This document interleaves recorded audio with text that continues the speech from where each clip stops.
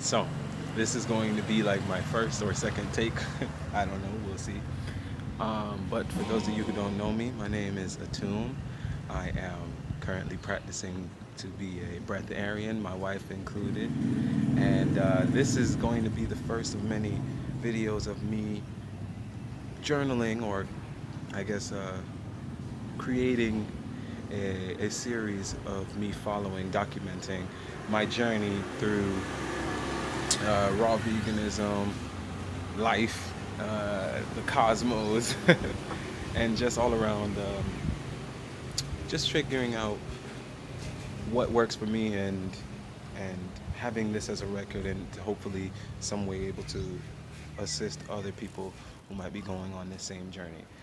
A little background on myself: me and my wife, we live in Thailand right now. So the food wise, veganism, we've been vegan for 2 years strong now. Before that, I ate everything.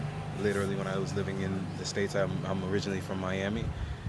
We ate everything. So, only thing I didn't really eat so much of was vegetables, actually. But since we moved here to Thailand, we've been near a lot more fresh, organic foods and everything. And on top of just our own celestial awakening, we were able to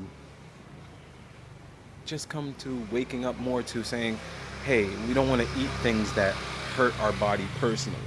So we started out just being vegan or choosing vegan options whenever we went out to restaurants or anything.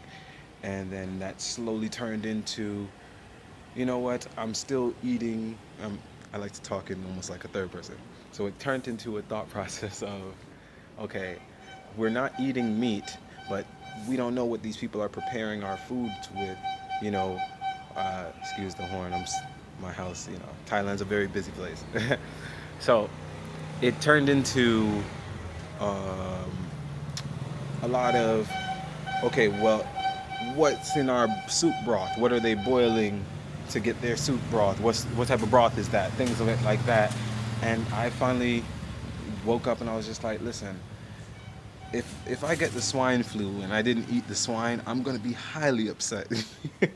So we ultimately were lucky enough to say, okay, after our first year of being vegan that way, we were like, okay, let's try and only eat at places that are exclusively vegan, not vegan as an option, but exclusively vegan.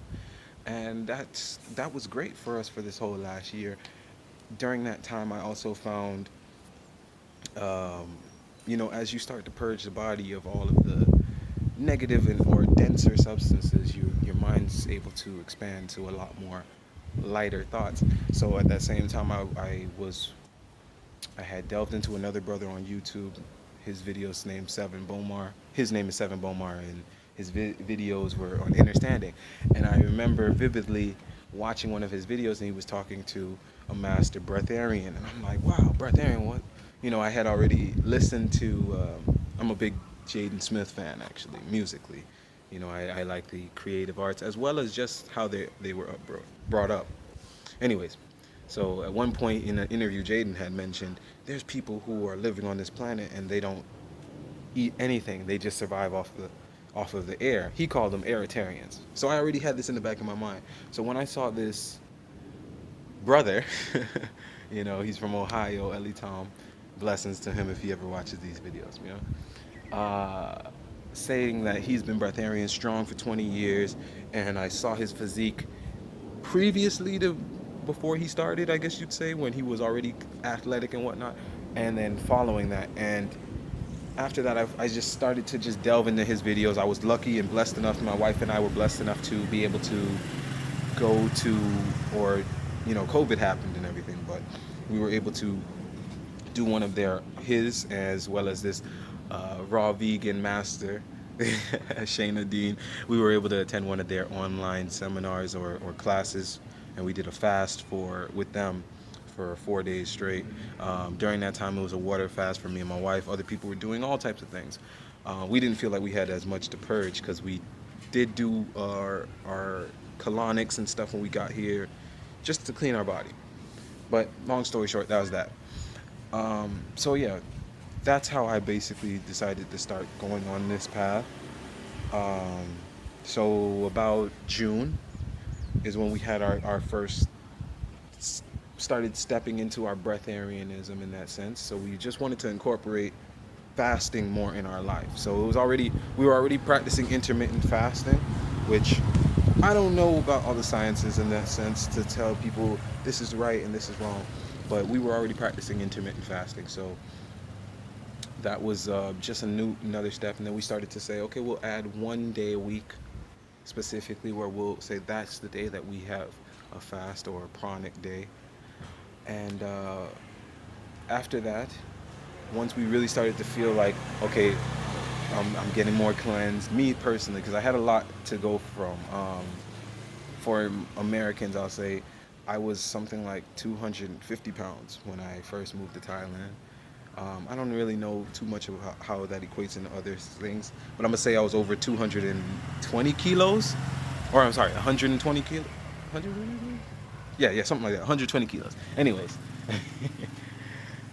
when I first moved here, and now I'm down to under 100. So that was just purely off of just changing my diet, changing the way I ate, and from that I changed so much more of my thought processes. And now that we feel like we're a lot stronger in that aspect, we were like, okay, let's what's next? Because now I started to exercise a lot more, riding my bike, practicing yoga, practicing just movement.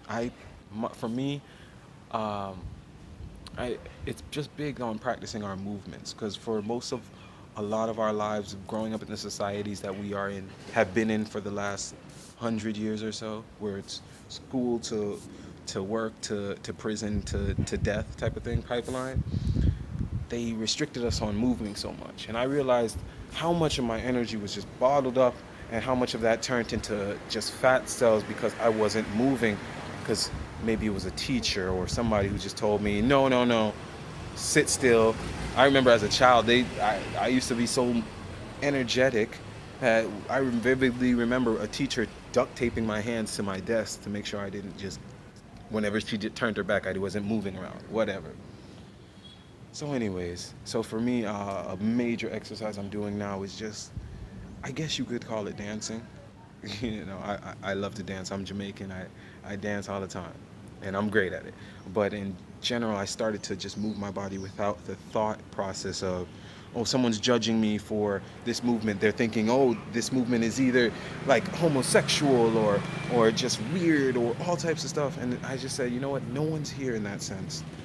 Let me dance in my boxers until my body is drenched in sweat, because it makes me feel good. No, I don't know what happens for other people or what makes them feel good, but makes me feel good.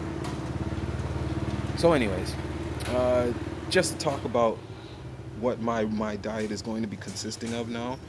I Today my wife and I, we're not going to be so strict on ourselves, because when it comes to fasting and all of this stuff, I don't want it to ever seem like, in my own life, of course, a punishment. I don't want to feel like, oh, I'm fasting today, so oh, I can't wait till I eat again or anything like that. I want my when I wake up in the morning and I say, oh, today is a fasting day, I want it to be like, yo, today's a fasting day. I got even more energy. My body's not going to take up hours and of my energy trying to break down this food or make me come down from this elevated thought process and feel depressed or anything like that.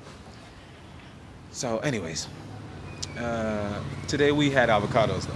So I made a salsa avocado type of mix, real taino type of thing, yeah. I made chopped up some tomatoes, chopped up some onions, a lot of garlic, always using garlic. It keeps the vampires away. But and then mixed it up with some avocados. My biggest thing has always been, my wife as well, is bread. We love bread. I love, pita bread, flatbread, all types of bread. And right now we're really practicing not having any of that. So that's part of our raw practice. But I won't even really want to call it raw so much as just saying intuitive eating. We really try not to put any restrictions on our thought processes in that sense. To say, oh no, I have to be on this and this and that. If I tell her as well, which you guys will meet her, of course, if you haven't met already, in later videos. That listen, this is all for the benefit Listen, I got the sun right here. It's all about just you, just feeling good about you. I can dwell in the spiritual thought process and the mental processes all day, but the only guarantee we have is this physical body. So that being said, we ate. I normally would have used bread or some type of form of vegan chip or something to scoop my guacamole and whatnot. But today I decided to get bell peppers, and I cut my bell peppers in half, and I stuffed it with the guacamole.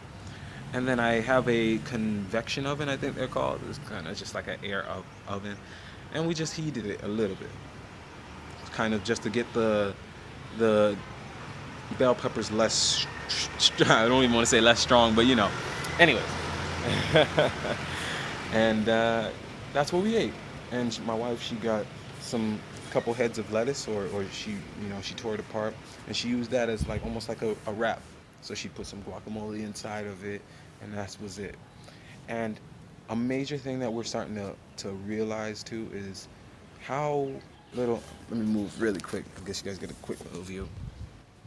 Yeah, how little we actually, our minds actually stay on the topic or the idea that content is negative. Being content in something, saying that, oh, this is how we should do it. This is how well we feel doing it, is a negative. And because we're always taught to kind of live our lives in extremes. So when the thing that we think is, oh, I'm hungry, it's really just gas shifting in our stomachs, because most of us are, especially on the diets that we have today, I'd say 90 days away from real starvation. But anyways, that's a whole nother topic.